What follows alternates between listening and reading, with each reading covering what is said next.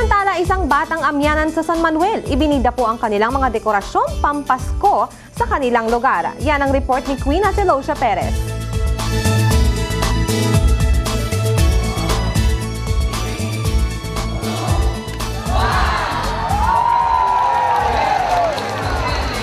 Sinaksihan ng mga taga San Manuel ang pagpapailaw ng kanilang Christmas decorations. Pinakasentro dito ang 40 feet na Christmas tree. Nakaupansin din ang bilen na singlaki ng isang kubo. Ang buong plaza at paligid naman ng munisipyo nagningning. Tuwang-tuwa ang mga nanood sa unang gabing pinailawan ng mga dekorasyong pang Pasko sa San Manuel. Maraming nagpa-picture.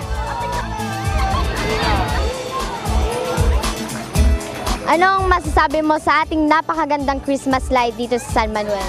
Maganda po, masaya, tapos po makikislap. Ayon sa LGU ng San Manuel, simbolo rin ang ilaw ng pag-asa at pagkakaisa.